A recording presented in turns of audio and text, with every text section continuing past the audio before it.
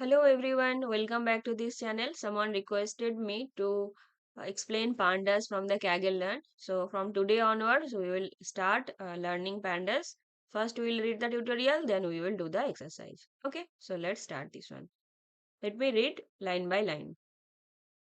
Introduction. In this course, you will learn about pandas. Okay, along the way, you will complete hands-on exercise and getting started. This you have to first import pandas, right? Now, there are main two objects. One is data frame, another one is series. A data frame is a table and it contains an array of individual entries, each of which has a certain value. Each entry corresponds to a row or a column. See, pd.dataframe. Dataframe is a constructor and inside the constructor, you are passing a what? A dictionary.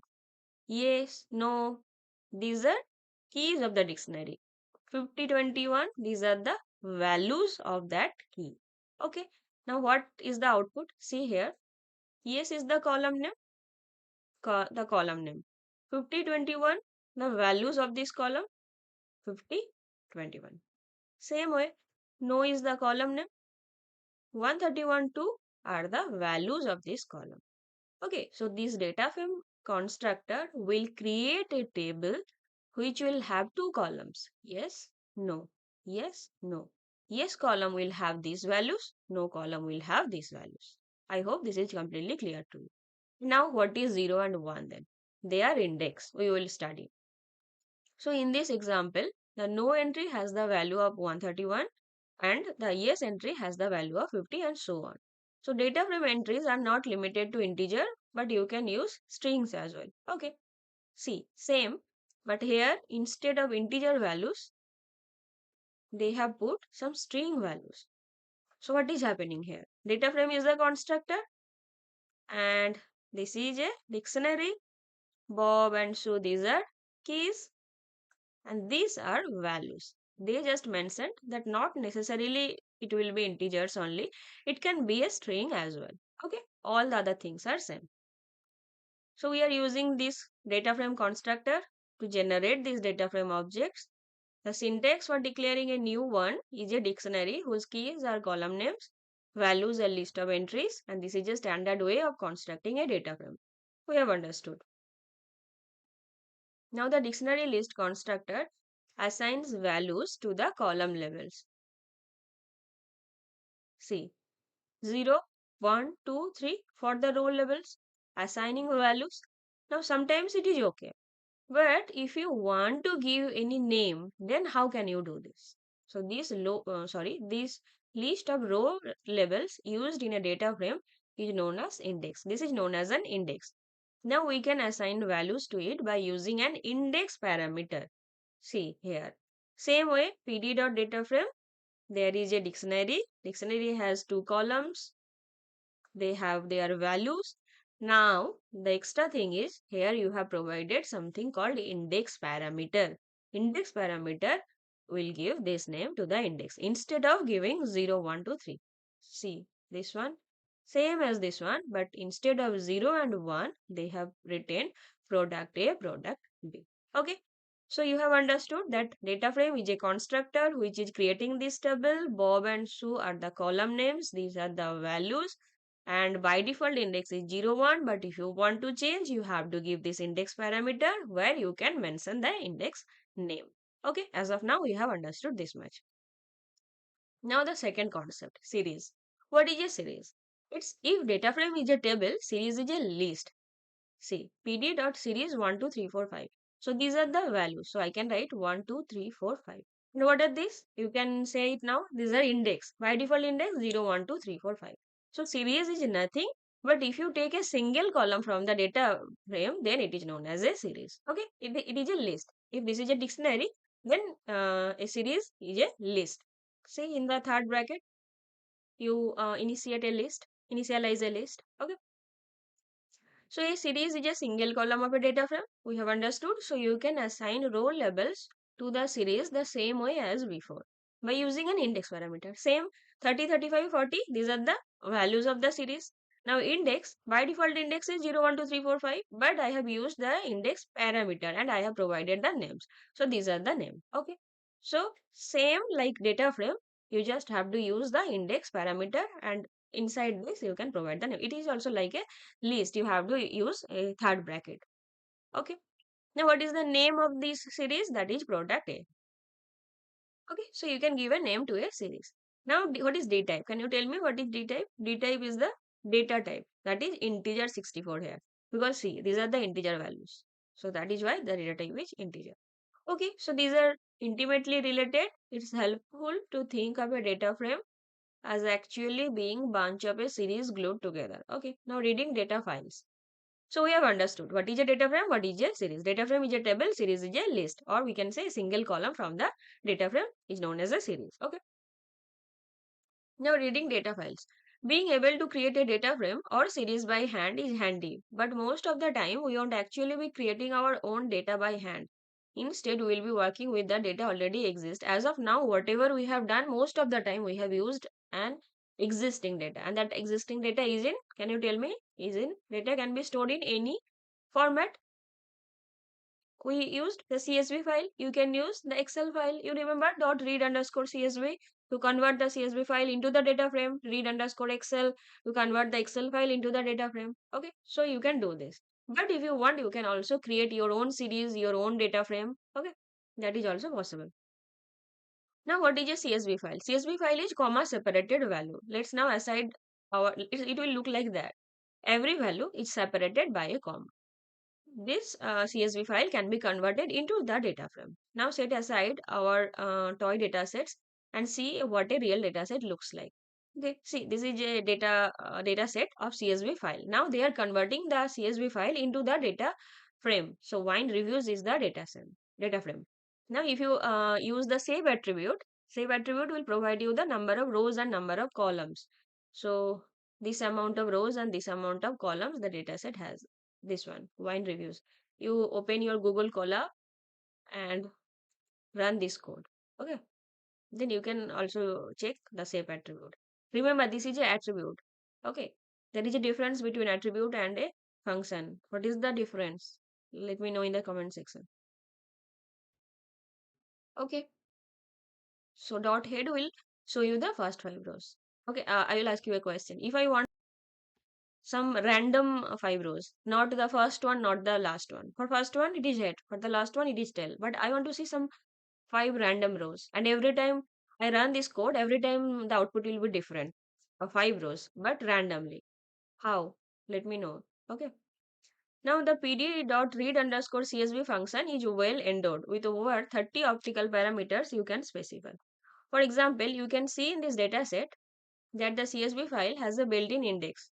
Okay, which pandas did not pick up on automatically. So, okay, fine. To make pandas use that column, we can specify an index underscore column. They are saying that it has an index number, but pandas didn't pick that. So, what you can do, you can give this parameter index underscore col, and then you set it from 0. So, automatically it will start from 0. Okay, let's do the exercise.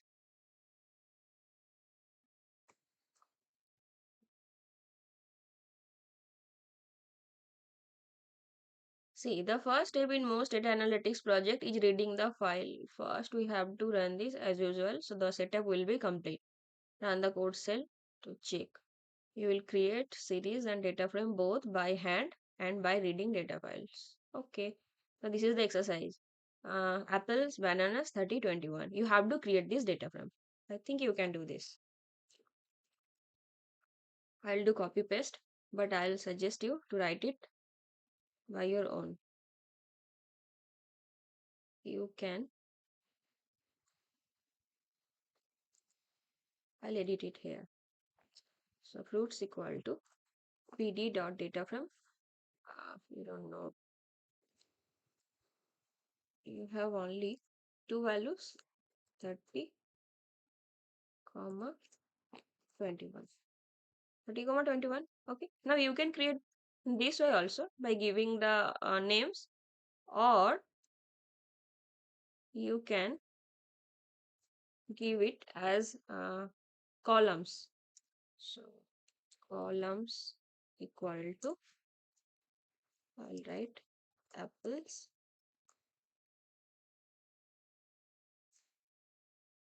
comma, bananas.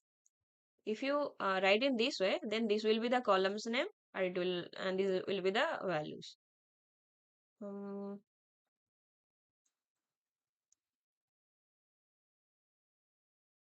okay, sorry. You have to provide the particular shape. Okay, so you can do it in this way, or let me show you another way. Fruits equals to the way they did.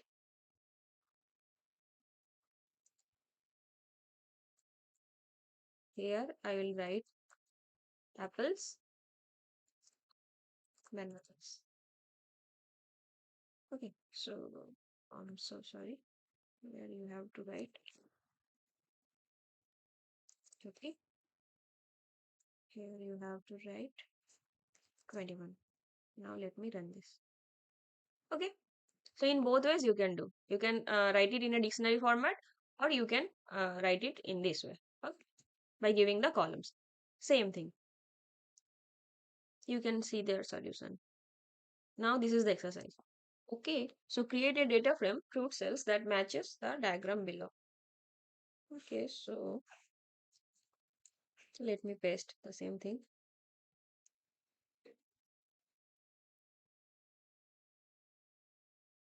So here, if not this one, let me copy the first one.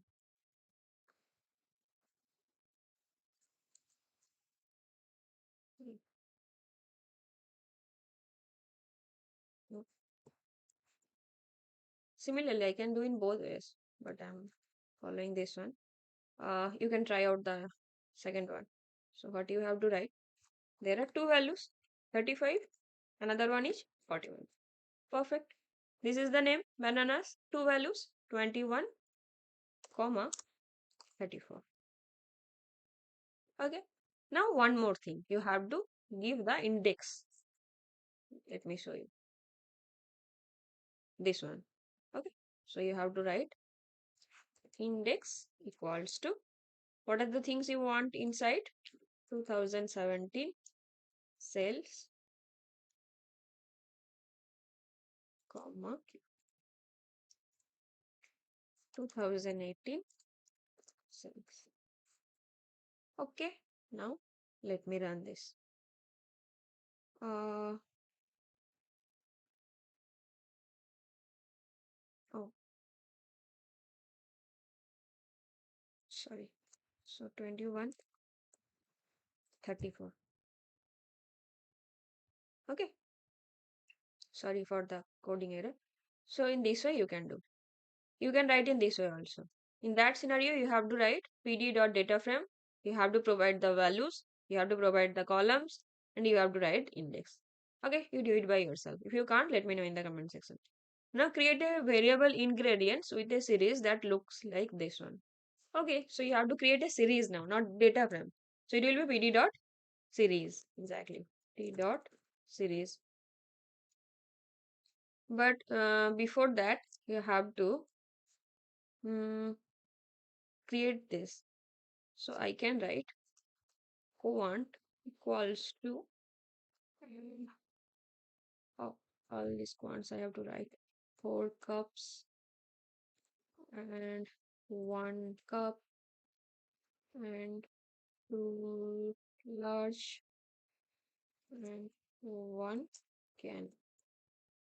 Okay, now the item name equals to flour, comma milk, comma eggs, comma spam. Okay, now see now what to do. pd dot series, inside this you write quantities, So this is the series. See here, let me show you.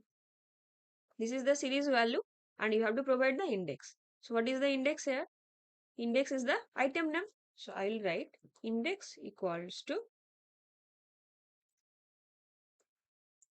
item name. Okay. Now I think it's perfect. Quantities. Sorry, quant.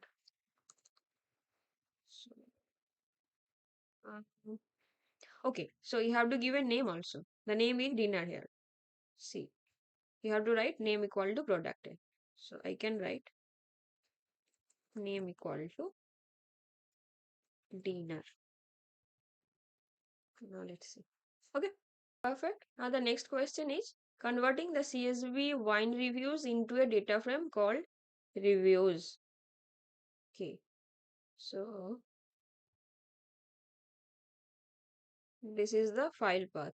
You have to convert it into a data frame. Copy this.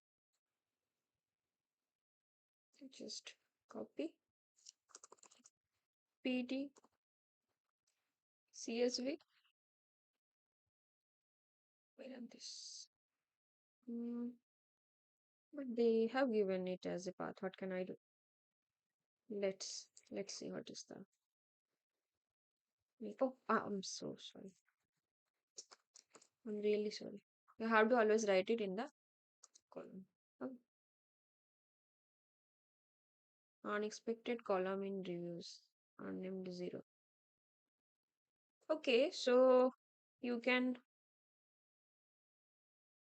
give an index column exactly. Index column equals to 0. Let me show you here. Okay, same. Perfect. Now run the cell below to create a display. Okay, run. Data frame, they have created a data frame. Cows is the column name, goat column name. These are the values, index year 1, year 2. Okay, what I have to do here. In the cell below, write code to save this data frame into a CSV. Okay, they have created a data frame for you. Now they are telling you to save it into a CSV file so that someone else can use it later. Okay, no problem. So I can write animals dot. I will convert it into CSV file. So I have to write to underscore CSV. Okay. Now inside this, I have to write cows and goats. Let me run this. Okay. So you are done.